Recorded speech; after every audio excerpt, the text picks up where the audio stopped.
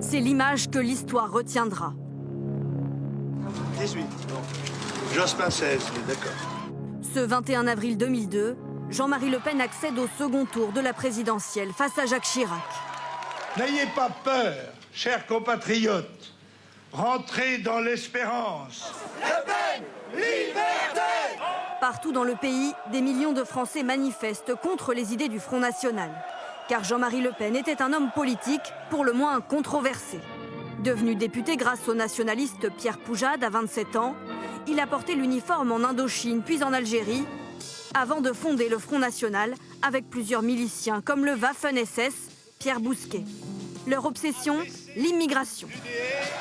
Il y a une inquiétude du pays vis-à-vis de l'immigration sauvage en particulier. Jean-Marie Le Pen dérange. En 1976, son domicile parisien est visé par un attentat à la bombe. Sa famille s'en sort indemne. 10 ans plus tard, grâce à la proportionnelle, le FN obtient 35 sièges à l'Assemblée nationale. Jean-Marie Le Pen se fait un nom et une réputation, celle d'un provocateur adepte des chants nazis et des dérapages.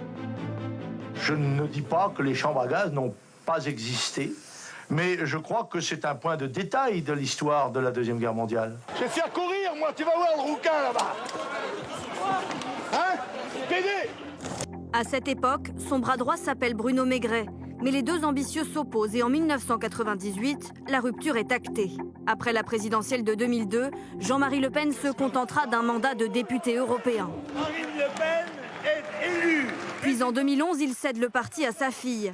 Mais la stratégie de dédiabolisation qu'elle entreprend ne convient pas au patriarche. Leur relation se dégrade. Ses condamnations, notamment pour apologie de crimes de guerre et provocation à la haine, embarrassent le parti. Jeanne, au secours! Ce 1er mai 2015, c'en est trop pour Marine Le Pen qui exclut son père du parti qu'il a fondé. C'est pas Freud qui conseille de tuer le père? Monsieur Le Pen?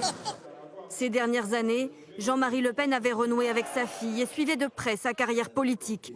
Nous l'avions rencontré en septembre 2022. Il semblait alors faire le bilan de sa vie passée. Je m'apprête à m'en aller bientôt et je suis assez fier tout de même de l'action qui a été menée, même si je déplore qu'elle n'ait pas été majoritaire pour l'instant.